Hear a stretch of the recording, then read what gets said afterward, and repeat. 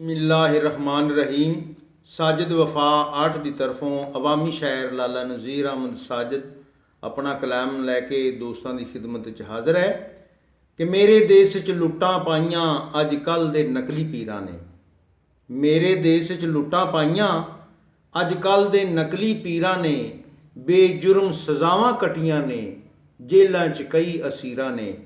कई रांझे पागल कर दिते अज कल दियां झूठियां हीरां ने।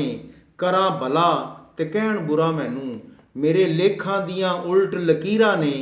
मेरी पग नूं पैरां विच रोल दिता, मेरे अपने सकियां वीरां ने। दुख सह के लोकां नूं सुख दिता, अल्लाह दे नेक फकीरां ने।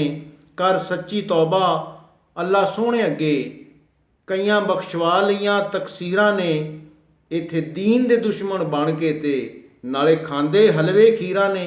विच लालच मुल्क दे राज दिते, इत्थे कई बेज़मीरां ने।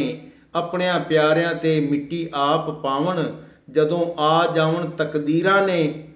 कई करन मुहब्बतां दीन दे नाल अते लिखियां कुरान तफसीरां ने। हुण साजिद वेला आ गया है, बंदे चुप ते बोलन तस्वीरां ने।